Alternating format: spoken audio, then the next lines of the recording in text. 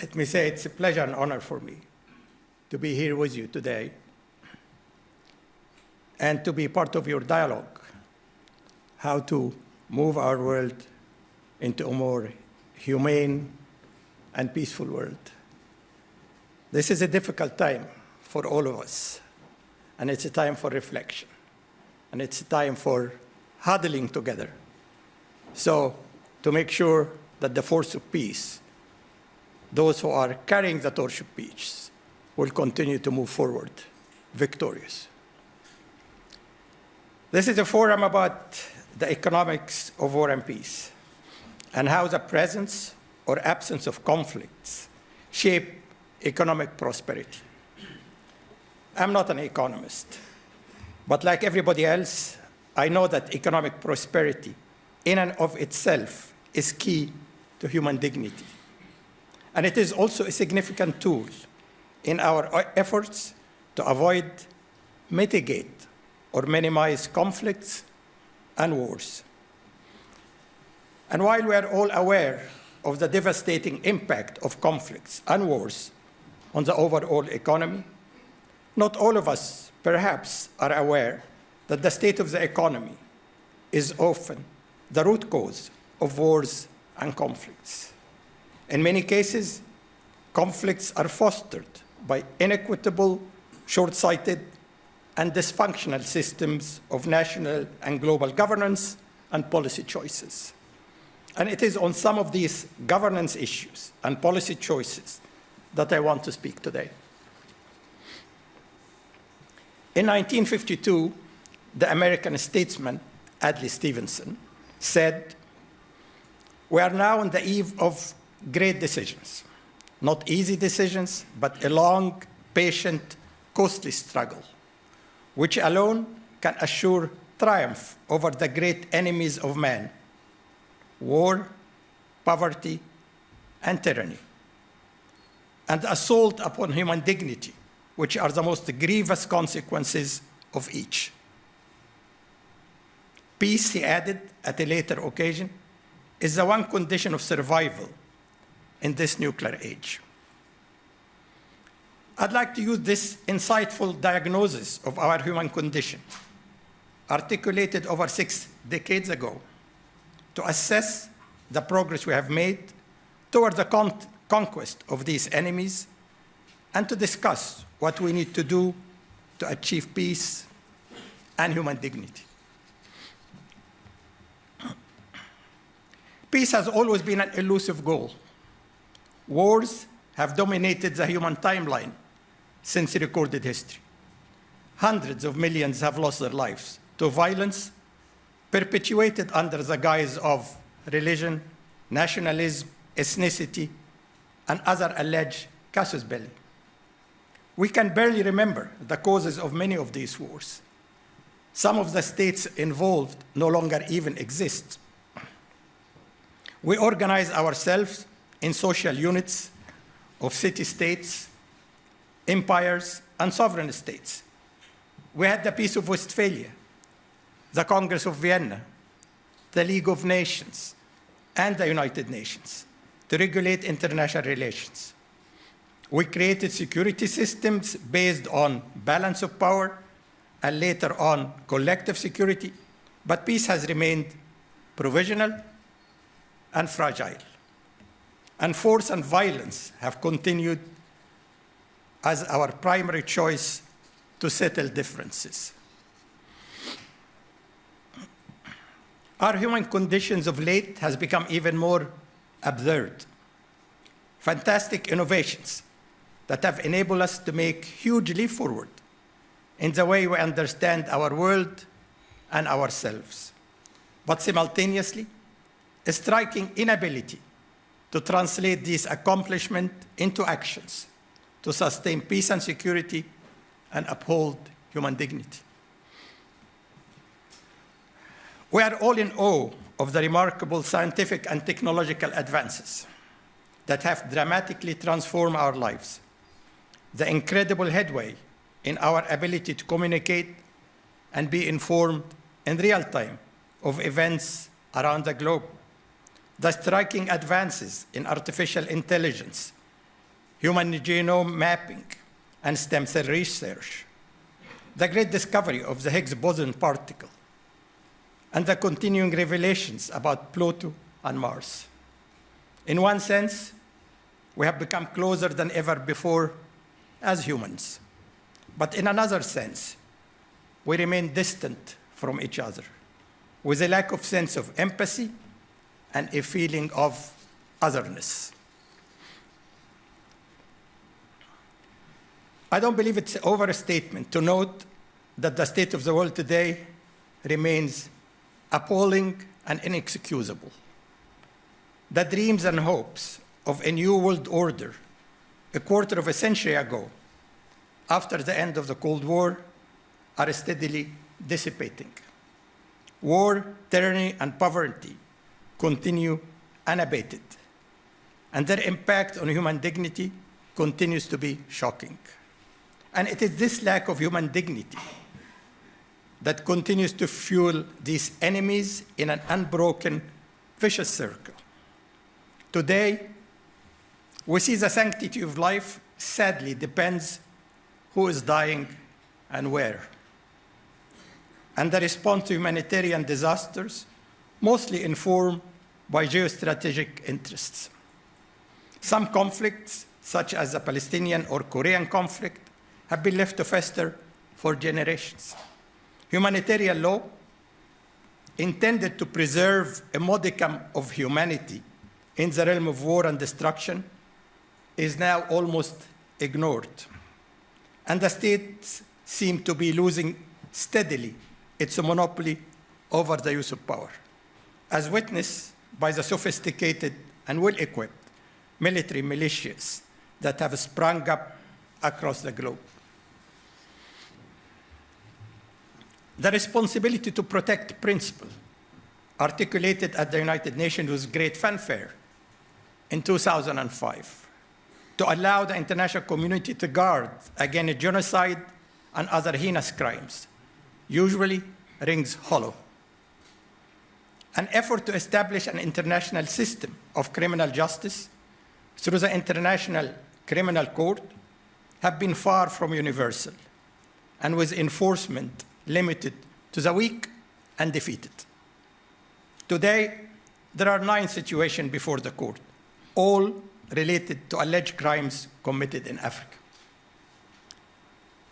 In the recent past, the international community has done little more than wring its hands, while millions of innocent civilians were slaughtered in places such as Rwanda, Congo, and Darfur. And today, as I'm speaking to you, carnage continues in Syria, Iraq, Afghanistan, and other places. Senseless, destructive, dehumanizing conflicts, a mindset of Carthago delenda est.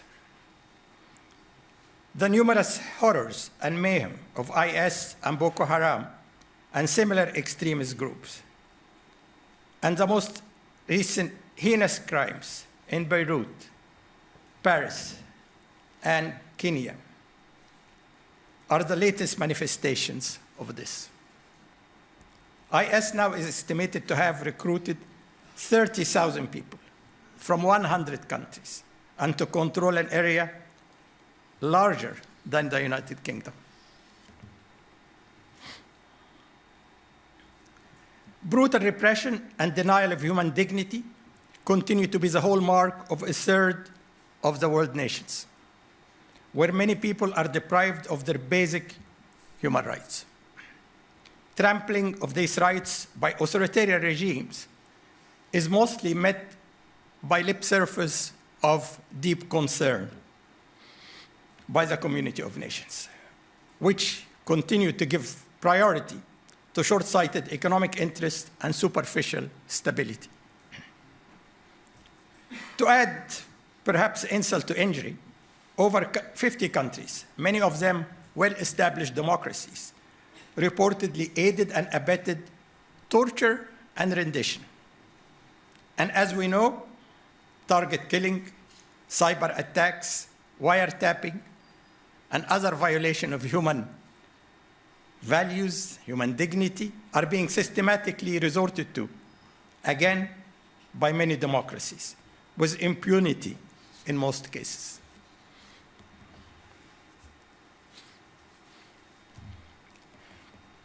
Poverty and hunger, although somewhat decreased in the last few decades, continue at horrifying levels. According to the World Bank, 896 million people live below the extreme poverty line, and 2.2 billion people struggle to live on less than $2.10 a day, the average poverty line in developing countries. Millions die every year because of lack of access to medical care. Masses of refugees live in misery or die yearning for a life, an issue I will revert to shortly. Rich countries, despite the rhetoric, are mostly apathetic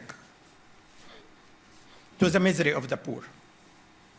Inequality in the distribution of wealth between and within countries has reached obscene levels.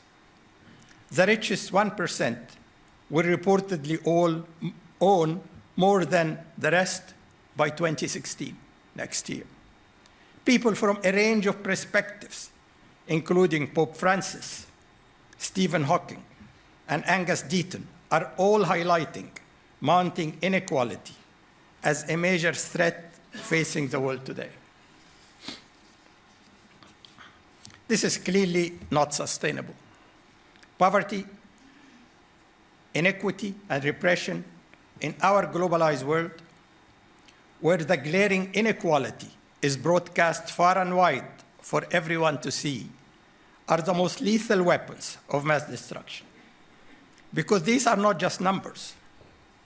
The plight of the poor, deprived of the most basic needs, the predicament of the millions of young people with dashed hopes and broken dreams, the despair of the tortured, jailed, and oppressed, create a poisonous environment of anger, humiliation, and despair that leads to a loss of identity with the respective state, the first step in its disintegration, and create a fertile breeding ground for violence and extremism.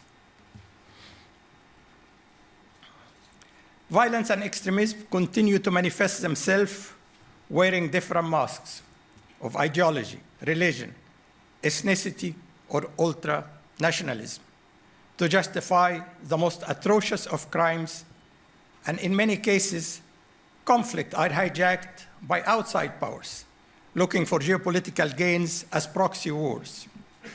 Syria is a current flagrant example. But it is the innocent civilians who foot the bill in the end, while being callously described as collateral damage, as we have seen recently during the tragic bombing of the Médecins Sans Frontières hospital in Kunduz, Afghanistan. And even when they survive, they are often deprived of the most basic humanitarian assistance due to lack of resources, which the UN and other agencies continue almost to beg for. And it is not that we don't have the money. The travesty is that we devote around a mere 1% of the $1.7 trillion we spend on armament per year to disaster relief and peacekeeping operation. 1%. Under these circumstances, are we shocked, then, that a record 500,000 refugees and migrants have crossed the Mediterranean so far in 2015, fleeing war and destruction in countries like Syria, Afghanistan, Iraq, and Eritrea, to seek asylum in Europe and elsewhere? Tragically, almost 3,000 among them perished on their journeys.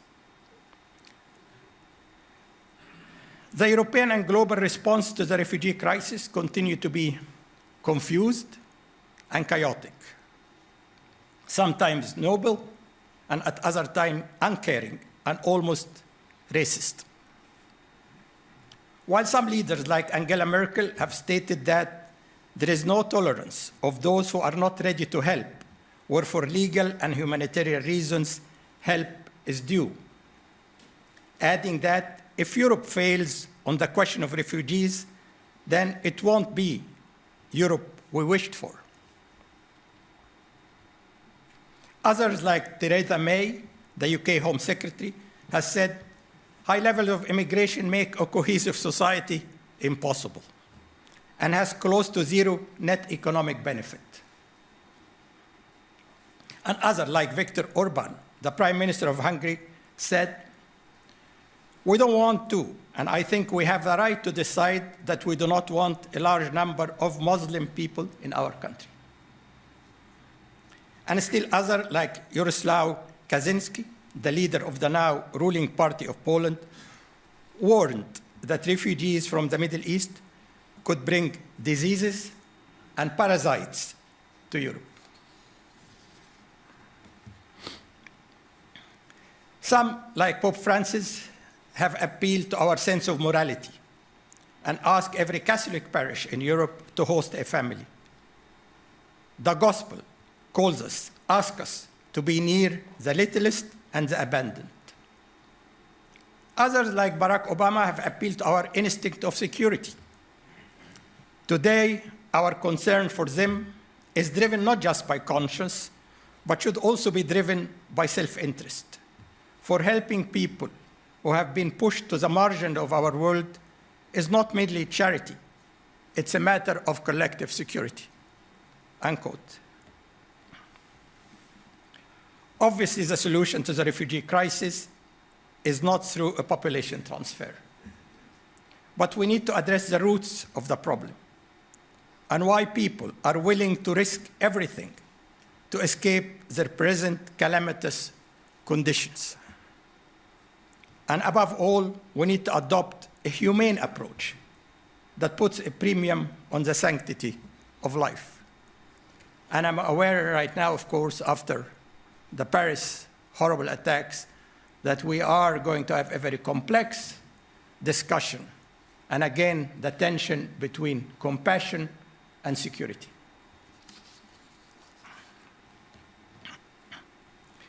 In this toxic environment, are we also shocked that the logic among some is, if you don't treat me as a human being, why do you expect me to act as one? And if you don't care about my life, my hopes and dreams, why should I care about yours? But we need to be aware that in our increasingly interconnected world, our connectivity relates not only to risks, but also to opportunities. Our most significant global threats have no borders.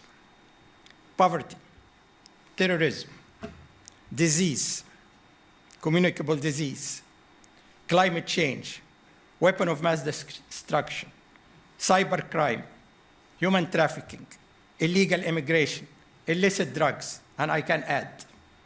Traditional notions of sovereignty and national security are regularly being challenged. By their nature, these threats require global cooperation. No one country can overcome them on its own. Our actions or non-actions eventually come back to haunt us, no matter where we are. And no part of the world can remain quarantined any longer.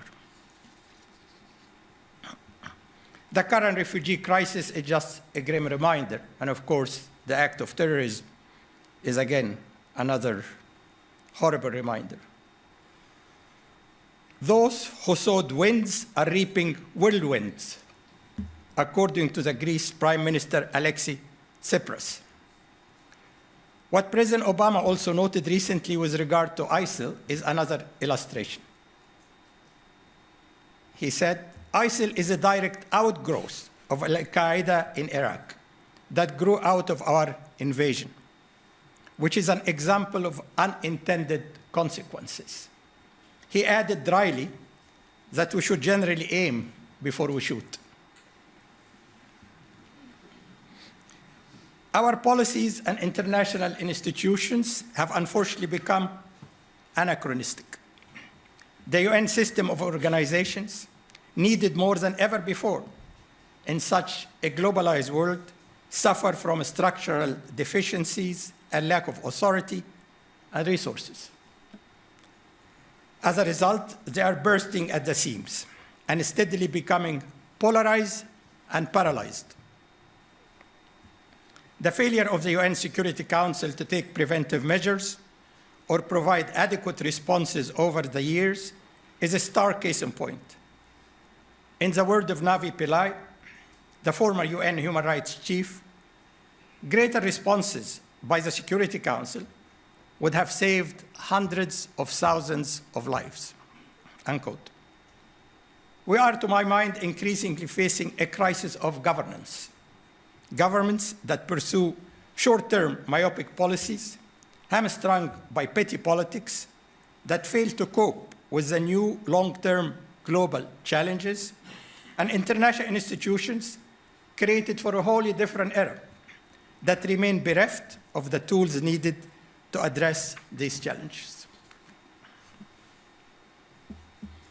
This begs the question whether the structure and mechanism of governance, both at the national and international level, need to be revisited. Currently, there seems to be movement in contradictory directions at the national level. On the one hand, movement to integrate into larger social units, as we see with the European Union, and on the other, movement to split into smaller units, peacefully or otherwise, as in the case of the former Soviet Union, former Yugoslavia, and recently in Scotland and Catalonia. Tensions continue between the global and the local. At the international level, the need to reform the United Nations system has been recognized since the end of the Cold War. And while efforts in that direction are ongoing, success is not expected by any means.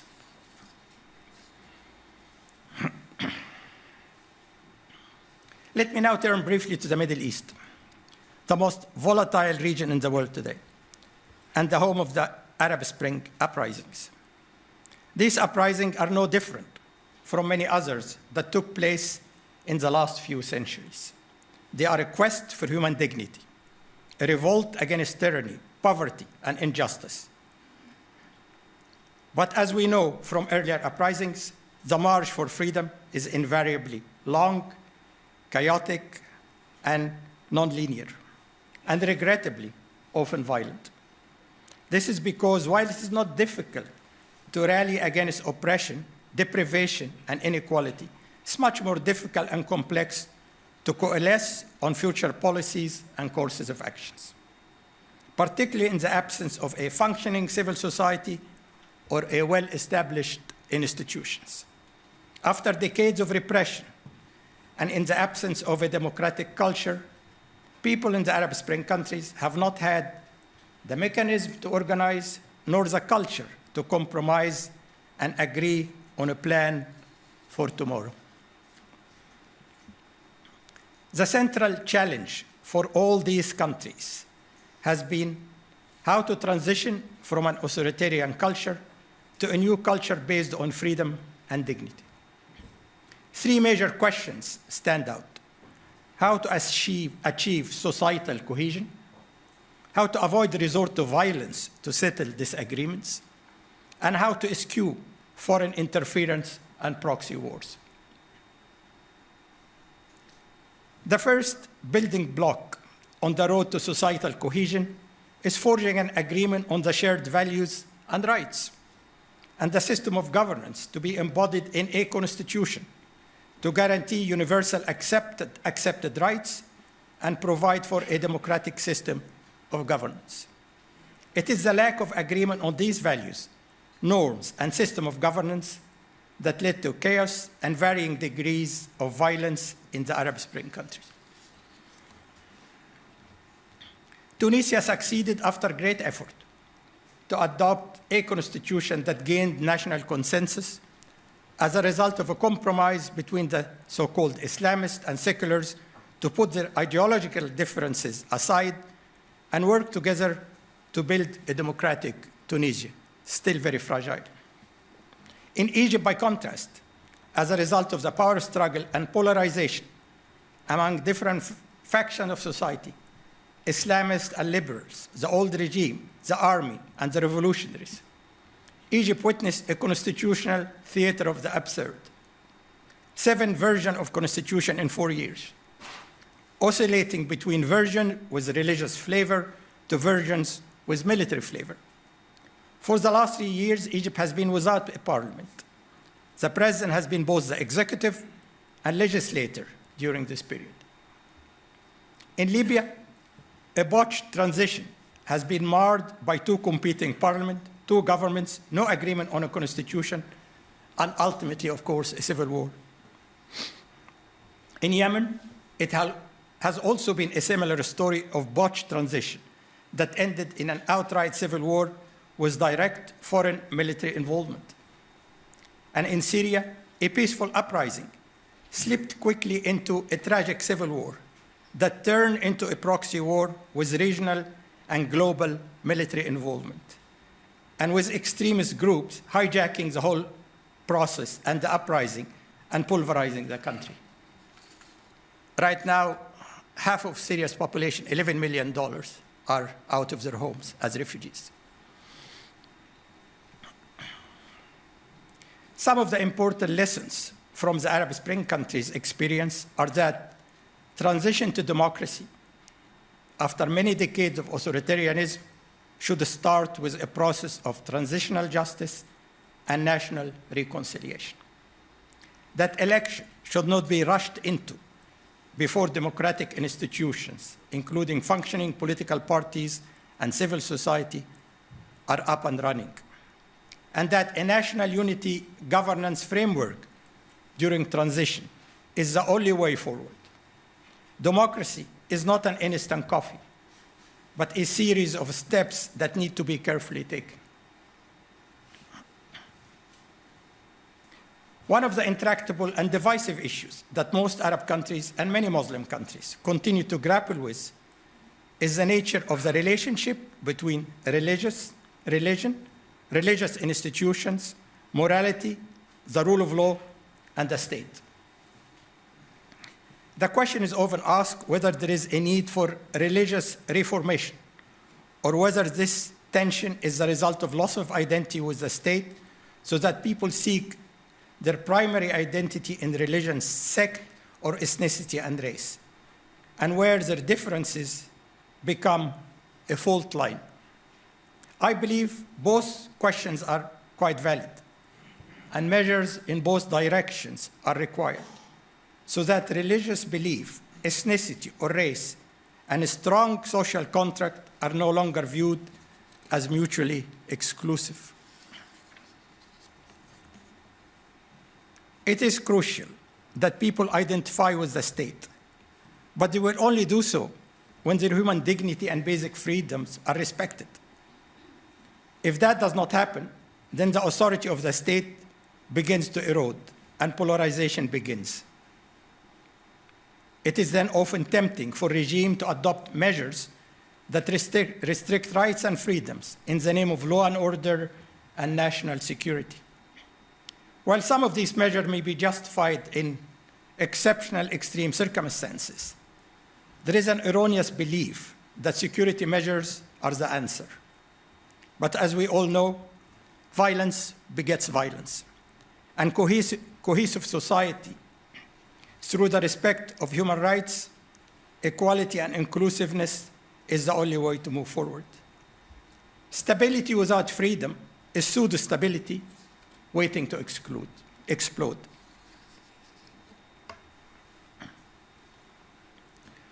For the great majority of people in the Arab Spring countries, basic economic needs, health, education, housing, social welfare, and above all, employment, are clearly the #1 priority and challenge.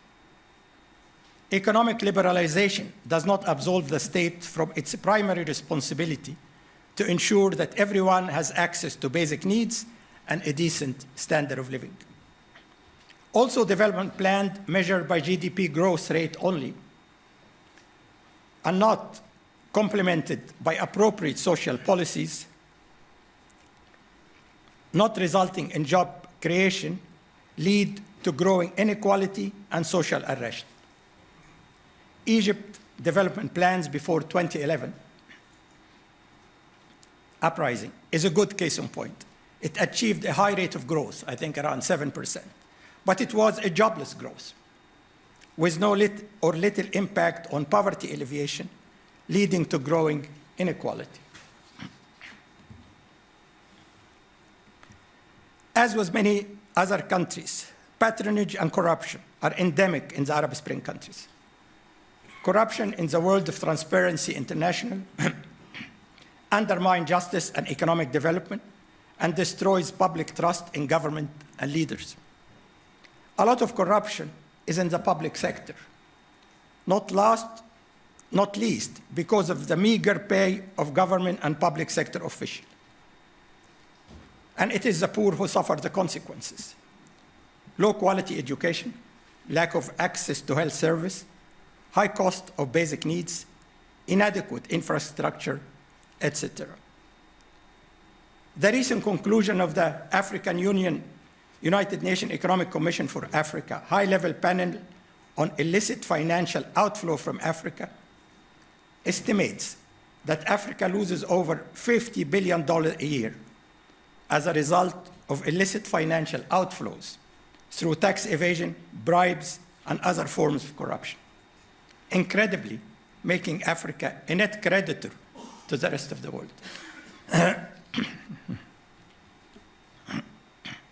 In all development efforts, education remains critical. Some Arab Spring countries suffer from high level of illiteracy and poor quality education. Quality education has had a transformative effect within a little more than a generation everywhere it was introduced. Also, sustained economic opportunity is essential. Most of the Arab Spring countries continue to suffer from weak infrastructure, a neglected rural sector, and uncompetitive business environment. We see a plethora of laws and plans, but too often they exist only on paper. Poverty, increasing inequality, oppression, and violence represent immense challenges, clearly. The Arab world today needs to undergo a cultural transformation, a culture of peace based on freedom, human dignity, social justice, compassion, and solidarity. This will require the right set of economic and social policies and political measures. Democracy is a comprehensive set of values and a culture that goes much beyond a ballot box, a multi-party system, or civilizing the leadership. It's about institutions, dialogue, compromises, inclusiveness, equity, tolerance, and much more. In all the Arab Spring countries, this is still very much work in progress. And as with transition to democracy elsewhere, while, in my view, it will eventually succeed, it will take time and painful labor.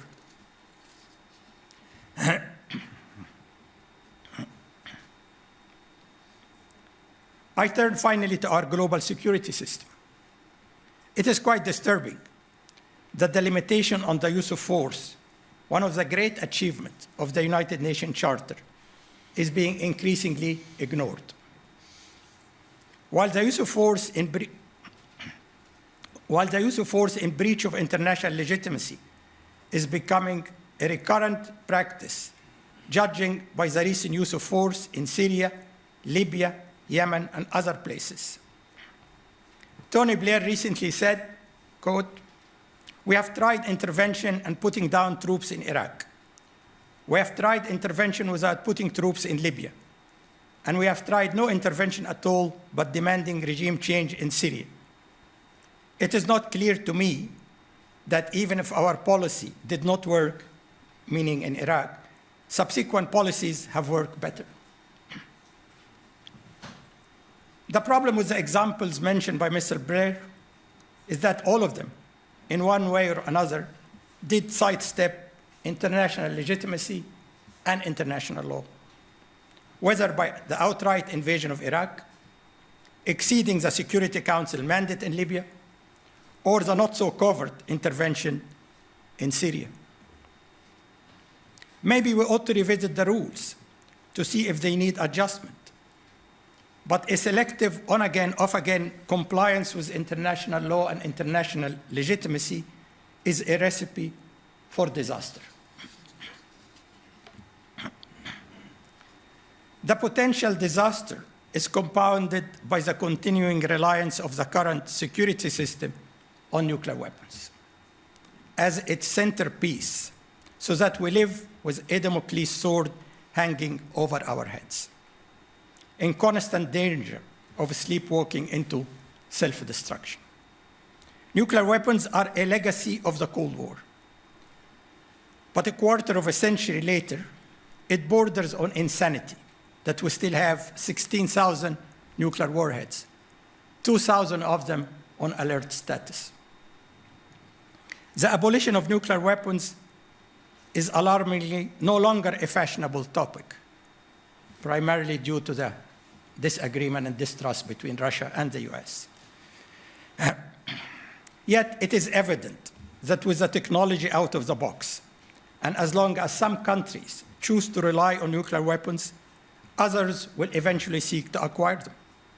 A security concept based on some are more equal than others, and a system of deterrence that is totally irrelevant to extremists with no return address is unsustainable in the long run and is almost naive. It raises the question of how long the center of the non-proliferation regime can hold in places like the Middle East, East Asia, and other areas of potential conflicts. More ominously, how long will it take before a terrorist group lays its hands on a nuclear weapon? It is imperative that no more countries acquire them. But to that end, it is equally imperative that the weapon states divest themselves of these weapons. Under the Treaty of the Non-Proliferation of Nuclear Weapons, the so-called weapon states not only have an obligation to negotiate in good faith toward nuclear disarmament, but equally, in the words of the International Court of Justice, the obligation to achieve a precise result, nuclear disarmament in all its aspects.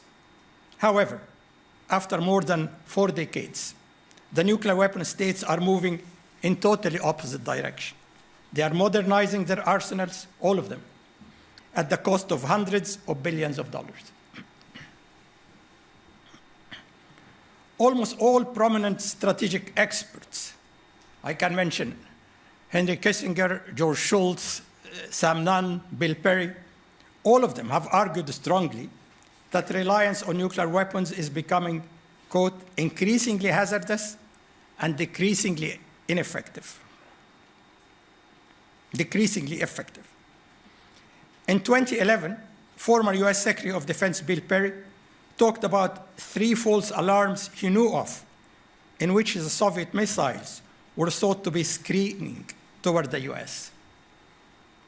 To this day, he said, I believe that we avoided nuclear catastrophe as much by good luck as by good management, unquote.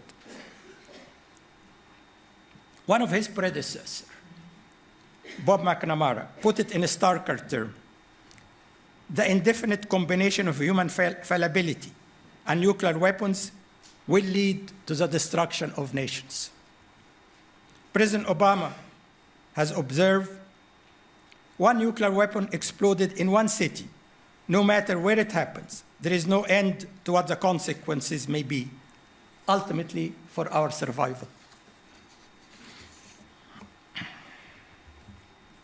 But with all these warnings, have we put our money where our mouth is, so to speak? Have we seriously tried to drastically reduce the number of weapons in existence? Have we seriously tried to adjust the nuclear launch warning system? Have we seriously tried to reduce our reliance on nuclear weapons in national security strategy? Have we seriously started thinking about the security architecture in a nuclear weapon-free world, including the need to deter and defeat possible cheats? This is, in my view, a dismal record. that raises the question of whether our commitment to nuclear disarmament is genuine.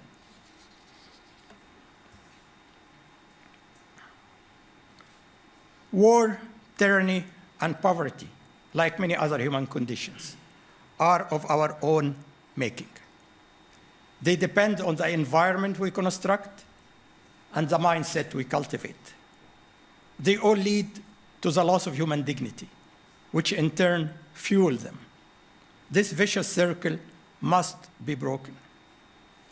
We need a global social contract based on inclusiveness, equity, trust, mutual respect, and dialogue, and not on double standard, polarization, sanctions, humiliations, and diktat. An environment that constrains the human impulse for violence and fosters solidarity.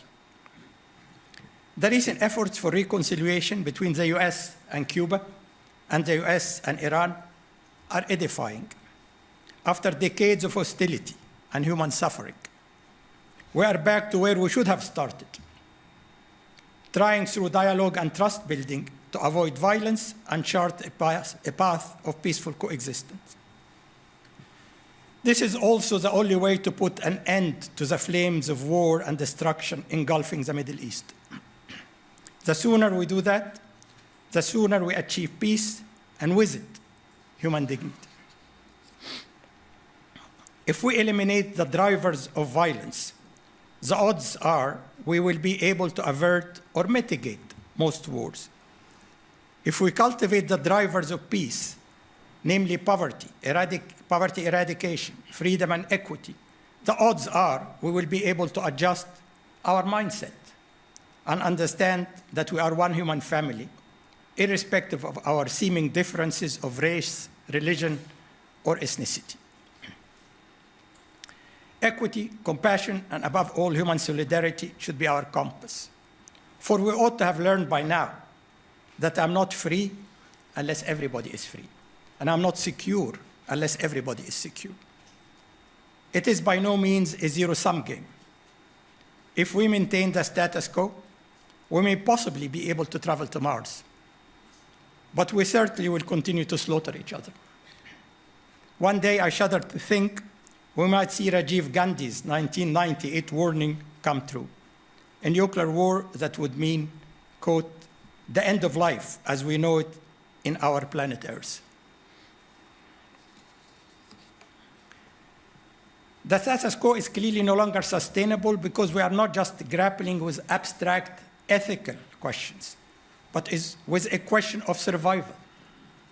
We keep uttering platitudes about the need to reach out and work together, while in fact retrenching back into a bunker mentality.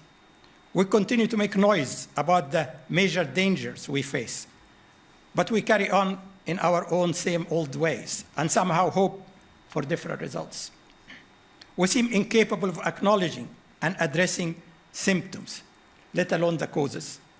And the symptoms are more visible by the day. Violence is spreading. Extremism is metastasizing. And poverty and inequality are appalling. And naturally, chaos is disseminating. We urgently need to think differently and act differently by charting a course based on togetherness and human solidarity. In other words, address global challenges through global responses based on the public common good and not on short-sighted national interest, and when the dignity of every human being is our first priority. The lethal combination of poverty, repression, inequality, and loss of hope is the primary cause for human debasement and violence. We need to combat them all. We need to shift focus in our interaction from rivalry and competition to cooperation and complementarity, using economic models that aim to achieve peace through prosperity, advance science and technology for development, with emphasis on values and institutions that promote dignity and champion freedom and equity, and with zero tolerance for tyranny and repression. We need global institutions endowed with the authority and resources to address the interconnected challenges we face, a functioning system of collective security based on fairness, inclusiveness, and engagements. Weapons of mass destruction clearly has no place in such a system. Finally, we have to understand that the challenges we face are bigger than any one country, conflict, or issue, and that none of us can or will prevail alone.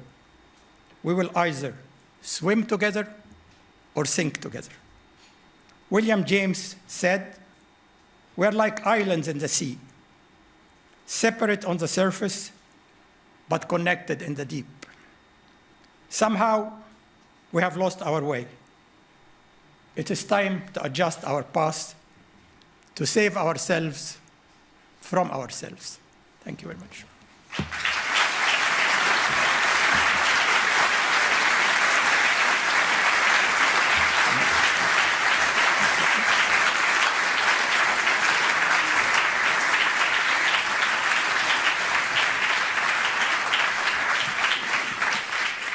So, Dr. ElBaradei, many thanks for this excellent and, I would say, moving lecture. I think I can speak for all people in this room if I say that it has been a privilege to listen to you. And also, we are very pleased that you have agreed to hold a little plenary discussion where everybody can use this rare opportunity to ask some questions. So now I will sit along with you, and I already see someone who has questions, please. Mr. Bradley, good morning. My name is Hani Slim. I'm a Swiss citizen, and I'm originally from Cairo, Egypt. I have a policy question based on a hypothetical scenario. Mr. Bradley, given your unique background as an Egyptian who lived through one of the most tumultuous times in Egypt, from 2011 to 2013, and your savvy knowledge of the thinking and ideology of different Islamist movements, chief among them the Muslim Brotherhood. President Hollande of France has called you and asked you to come up with 2 strategic options to deal with the new security environment that has unfolded after the Paris terrorist attacks. What will those 2 options be, and how can they be effectively implemented in the short to medium term? Thank you. Luckily, he's not going to call me, but I can tell you that what we see today is the result of many, many decades of wrong policies and mismanagement. I think we need to understand that there are things that we need to do on the short run, and there are certain policies that we need to take in the long run. Clearly, extremist groups, terrorist groups like ISIL, Qaeda,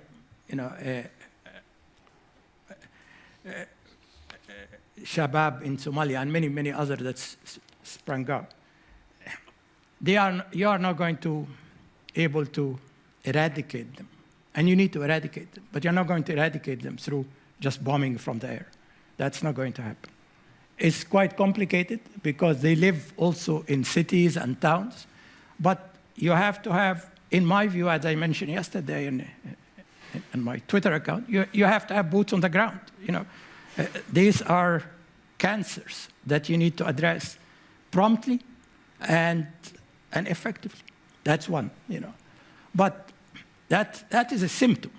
What you see, as I just mentioned, this is a symptom of a world that is divided, a world that is based on double standards, a world that needs to develop certain common values and live by it. Few years ago, 5 million people died in the civil war in Congo, for example. Few million, 5 million. Nobody almost raised a finger. Nobody even talked about it. This is, you need to send a message, and I'm talking now from the West, that we care, that we do care about the sanctity of human life, irrespective of where that person dies.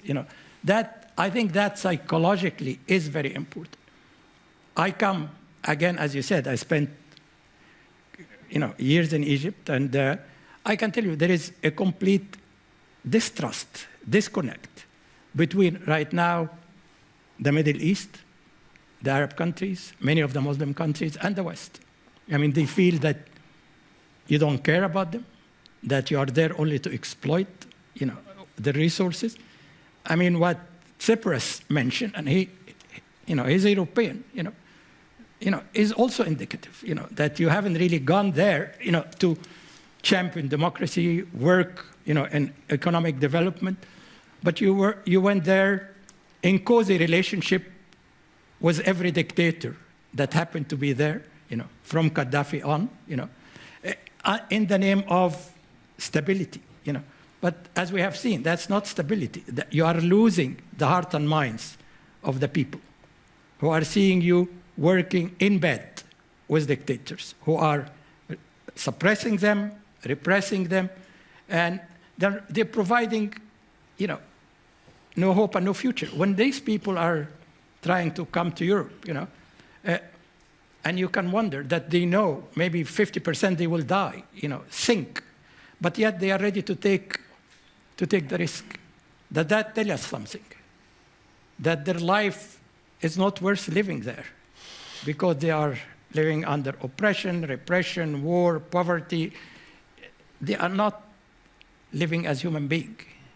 And many of them, as we see now, are not acting as human beings because they don't even know what is the environment as a human being is entitled to. So there is, as I said, you need to have a comprehensive change of policies. It is not, again, I have all the sorrow, of course, and horror, what happened in Paris, But in April, an equal number died in Kenya, How much coverage did we have of that? Are these just the natives who are, it's okay that they die? This is something we need to think about because, and this is psychological, and this doesn't even cost money, but it's just a question of what sort of messages are you sending? When I see, again now, when I see some European countries saying we are accepting refugees but no Muslims, you're providing a fodder to ISIL. You're providing an absolutely, the right messages that ISIL want to see. You see, the West do not accept us because of our religion, so we need to do something. A lot of the stuff we say matters a lot. A lot of our actions matter a lot. I mean, I hear a lot saying that, we need to deal with dictators because we need stability, Well, I can understand some of that. You do not want every country to turn into Syria or into Yemen or into Libya. But there is a difference between, between dealing with dictators and being completely in bed with them. What you see right now in Europe, everybody is rushing to the Middle East, not to talk about democracy, not to talk about people in prison, not to talk about oppression, not to talk about economic development, but to sell arms. Everybody is rushing to the Middle East to sell arms. And you hear reports about billions and billions of dollars of arms sale to the Middle East. This is the last thing the Middle East needs right now, is arms. And yet we complain afterward that there is violence. As I said, you need to have a change of completely mindset, that we need to, again, understand that we are not protected sitting here in Zurich simply because in Europe. We have seen what happened 9/11, we have seen what happened in Paris, and this will continue. We are not quarantined, and we cannot be quarantined. So aside from the ethical issue, we need to find a policy by which to make these people feel that they are our brothers, our neighbors, whatever you call them. And we need to do as much to raise their standard of living, economic development. I think economic development is key. Economic development is absolutely key. How many of you are paying the 0.7% of GDP for development, which has been adopted in 1970? I think 5 countries, who are committed to that. And it's all the Nordic countries, I believe. 0.7%. It makes huge difference. Why are we spending $1.7 trillion on armament? And I see Antonio Guterres and other, the head of UNHCR and other, running around almost begging for like $3-4 billion to feed the hungry and the people and the refugees. Why are these the right policies? So there is a lot to do. It's a question of our discourse, it's a question of our priorities, and it's a question of how we approach the rest of the world, how we interact, integrate, understand where they are coming from.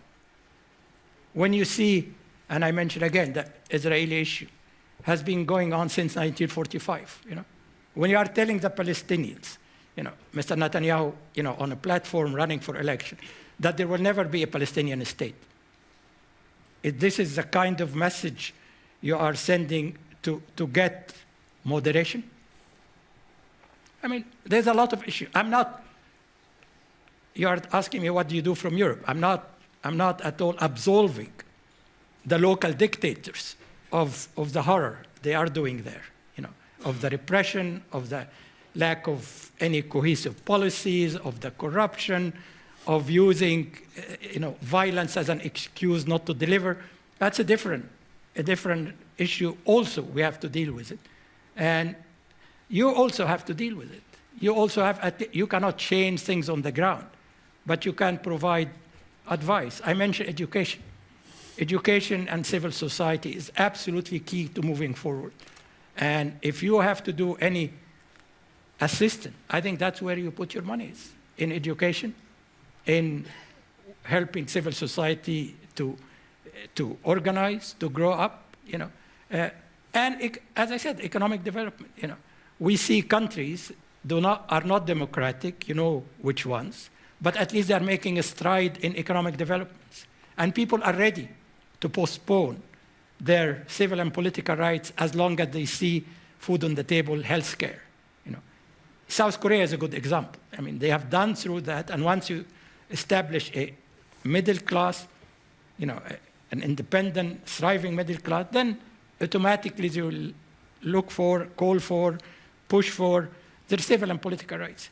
But in the Middle East, most of the countries are neither providing civil and political rights, in fact, quite the contrary, or even basic needs. And so without condoning, obviously, any of the horror that we see, one has to understand why people are coming from. I always say, why do we have, in this planet we live in, Mother Teresa and suicide bomber? I mean, to me, it's a question of environment. Treat people like human beings, they'll act as human beings, to put it simply. Thank you. I have 2 questions. I will collect both, and please. Christine Schließer, Center for Ethics, Zurich University. Thank you, Dr. ElBaradei, for your words. I was wondering, are you aware of any deliberations among political leaders now regarding alternative responses to the current Paris attacks? To not respond as everyone, including ISIS, is expecting, that is, you killed many of us, we will kill many more of you. Are there any political voices that propose alternative responses to joining and perpetuating this spiral of violence and destruction, leading to ever greater injustice, poverty, and despair? Thank you. Thank you. Let's take... Dr. ElBaradei, thank you for your great speech. I may ask you 2 questions. The first question is, you said we need a reform of the UN system. How do you think it could look like? And the second question will be, you said we need the challenge we face is bigger for one country that we could manage, so we need to work together. How could the working together look like in your eyes? Thank you. So I wonder if I can add one short question myself, which brings us to the... Give me a piece of paper to write that question. No, if you prefer to answer, please. Okay. No, go ahead. No, I was trying to get your thought on the refugee crisis again. You know, how could Europe proceed, you know, in a path that, you know, take this compassionate and human approach without running the risk that populism that is on the growth in most European countries bring us in a limited amount of time new leaders that speak the language of Mr. Orban and Mr. Kaczynski. So, you know, in some way, if we agree on some principle, we have also to have the intelligence to make sure that the process you know, is compatible with the constraint that the democratic discussion imposes. Well, Fabrizio, it's a very complex issue, and I'm not sure all I can tell you, of course, during the Second World War, there was 50 million refugees, you know, moving around. So our ability to deal with refugees should not, you know, we should not overestimate that or underestimate our ability. We, during Second World War, dealt with 50 million people. I'm not saying that Europe alone, or it's partly Europe, it's partly the US, it's partly everywhere. You know, we need to deal with, it's very complicated because, again, as we see, some of the terror that we have seen is homegrown. You know, how are you going to deal with that? So there is part of the problem of security now, I'm talking, is integrating immigrants who came here 10, 20, or even born here, you know, who are still living in the banlieues, frankly, you know. You need to integrate them. You need to make everybody feel he is part of society, you know. That's part. Secondly, how to balance security and compassion. That's a good question, you know, and you should not also confuse the two. You know, that simply because you need to protect yourself, and as we have seen in Paris, it's not people coming from the outside, it's people coming from within. So it's not necessarily linked to the wave of the new immigrations, you know. But we need to see how we deal the immigration. I mean, ideally, the immigration people need not have to immigrate by improving their living conditions, you know. But what have we done to Somalia after 20 years? What have we done to Libya right now? You know, what have we done to Iraq other than completely pulverize it because of a foolish policy 10 years ago? You know, so you need to work, in my view, you need to work on a different fronts, fixing or trying to fix life, you know, in their country of origin, trying to make sure that you find a way for people who are really refugees in the real sense, running from, you know, from persecution. And it is not just Europe who should carry the whole brunt. The US can do, Australia, Canada, everybody else, including Asia. I mean, Latin America. It's a global issue. It's not just saying Middle East versus Europe. And you try to, as I said, all the other issues I said, you try to create a different environment that even if you have to get refugees, you need to make sure that the refugees are not coming as, you know, a hidden extremists or terrorists, or they're not coming to bomb the place, you know. So there is a lot to do. It's not an easy issue. It's a complex issue. But all I'm pleading, and I think Mr. Yonkers mentioned that today, don't confuse the immigration issues with security. These are two different issues. They might overlap sometimes, but they are not the same. What were the questions? Okay, the UN. I remember the UN issue. Well, you have to get a UN that functions. You know, as I said, on security. Is the Security Council functioning? Obviously, the veto is a major stump and issue. Can you limit the use of visa? Can you make the Security Council more representative of the 21st century? How could you have a Security Council that does not have India, for example, 1/6 of the world population, over 1 billion people, is not part of the Security Council, and many others, issues. So you have the mechanism of how to work, the representation of Security Council, and the resources. I mean, I just talked about resources. We talk in glowing terms about peacekeeping operation. I mean, I think we spent like $8 billion on the entire world peacekeeping operation. That's less than, I think, 0.5% of what we spent on armament. If we get, give the Secretary General, give the UN, at least 2%, 3%, 5%, him and Guterres, UNHCR, High Commissioner for Refugees, give them money, at least resources. They can do a lot. Then they probably can help mitigate the issue of refugees.